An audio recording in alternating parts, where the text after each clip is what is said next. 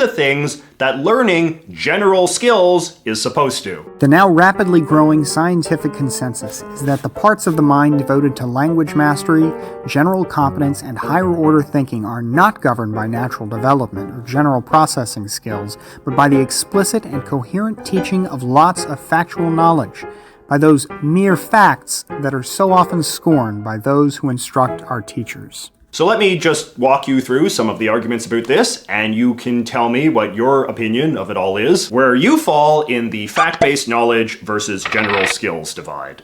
So the most popular priority of the general skills people is the teaching of critical thinking skills. A critical thinker, in this sense, is someone who has been taught to understand the importance of skills like asking questions, expressing skepticism, analyzing the credibility of evidence, and so forth. We supposedly need to learn how to do this in order to reach informed conclusions about the stuff we encounter in the world. I remember in my own grade school education, way back when, there was a lot of emphasis on stuff like learning how to read the news critically, or watch TV critically, or read a book critically. And to do this, we would be taught to go through checklists of various questions, like, what is the author trying to say? Or is this source reliable? Or what's the agenda here? And so on. The argument against this approach, however, is simply that this sort of critical analysis is extremely difficult, or even dangerous, in the absence of a well-built foundation of pre-existing knowledge about the topic at hand. So take me, for example. I am very fluent in Canadian politics. I know a lot about Canadian political history, the identities of all the big Canadian politicians and political parties, how decision-making political institutions like the Parliament or Supreme Court work,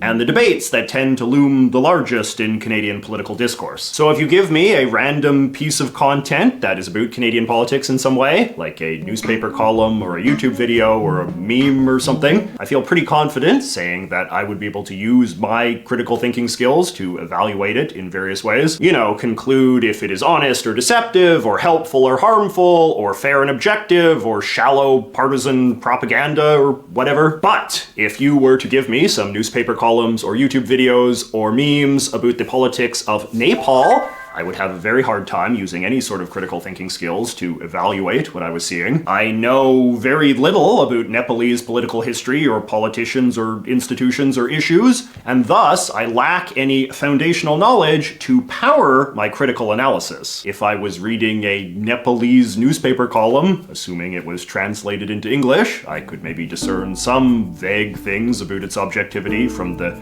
tone of the writing or something, but I would lack all sorts of important background knowledge about stuff like who is the author, is this paper known to have a specific agenda, does it enjoy broad public trust, or is it an infamously sensationalistic tabloid, and so on. Likewise, if I was trying to critically evaluate a speech from a Nepalese politician, it would probably be really challenging because I probably wouldn't get all of the references that he might be making to various episodes of Nepalese history or other Nepalese politicians, or the nature of various debates and arguments that are going on in the Nepalese parliament or whatever. If I did find myself in this kind of position, I think the most natural instinct would be to be too humbled by my own ignorance to do much critical thinking one way or another. At worst, my lack of factual knowledge would just make it a lot easier for me to fall victim to propaganda or deception or just wrong information simply because I have no context to judge the information that I'm consuming. There is a famous quote about this from the author Michael Crichton,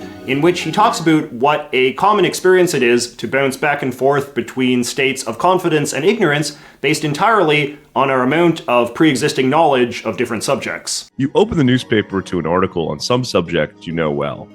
In mine, it's show business. You read the article and you see the journalist has absolutely no understanding of either the facts or the issues. Often the article is so wrong, it actually presents the story backward, reversing cause and effect. In any case, you read with exasperation or amusement the multiple errors in a story, and then turn the page to national or international affairs and read as if the rest of the paper was somehow more accurate about Palestine than the baloney you just read.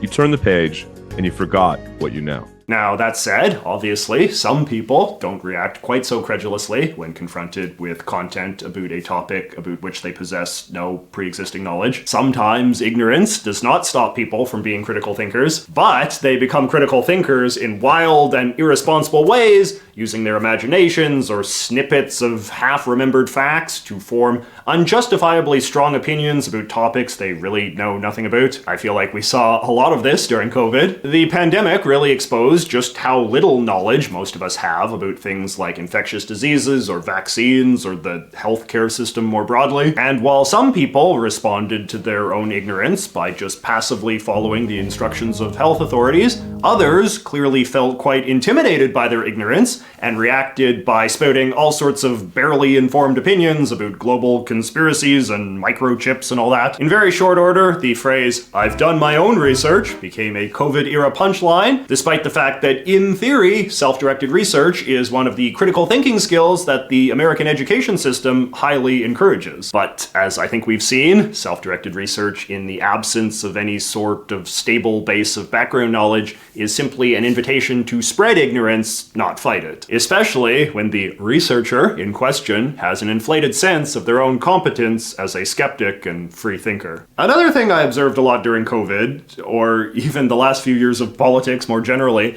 was people getting shocked and offended that their otherwise intelligent friends and family members were falling victim to this or that conspiracy theory or this or that dumb political opinion more broadly. When people get shocked in this way, they are presuming that there exists some characteristic of general intelligence out there, that there is some bundle of skills that smart people possess that should make them smart about everything, or at least most things. But people who view intelligence as something more fact-based would be less surprised by this. Knowledge-centric education theory says that there is in fact zero reason to presume that, say, a successful lawyer would necessarily have coherent opinions about, say, climate change. And this is because the theory posits that the only way for a person to know about climate change would be to acquire a lot of fact-based knowledge about weather patterns and global temperature trends and what carbon dioxide is and so on. And there is no inherent reason to presume that even the smartest lawyer in the world has done that. During the 2016 presidential election, I was a bit taken aback at the campaign of Ben Carson,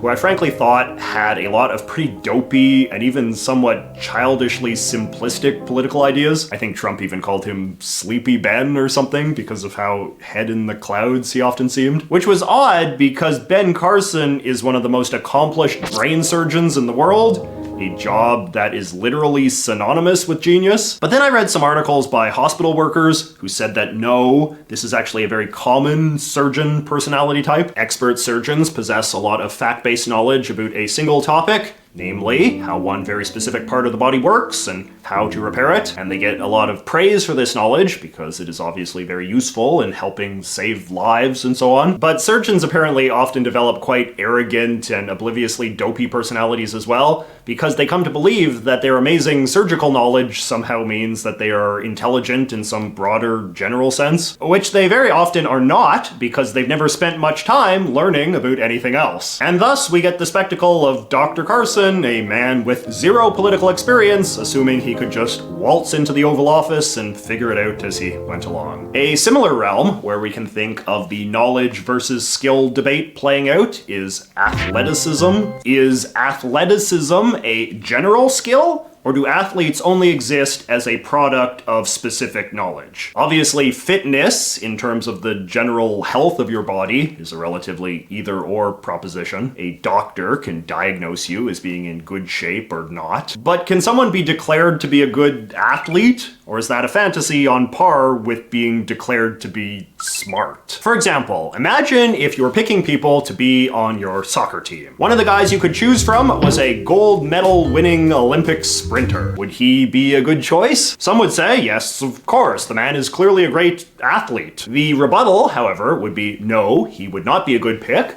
because the only thing we know he possesses is knowledge in one very specific realm of physical skill. An Olympic sprinter knows how to run very fast, and even though running is part of soccer, the sprinter has trained only to run very fast in one very, very particular context. He hasn't trained to be good at running overall, let alone running in the context that soccer requires running. He might be a better choice than some 300-pound guy who can't run at all, but in the end, only people with knowledge of how to be good at playing soccer have good soccer playing skills.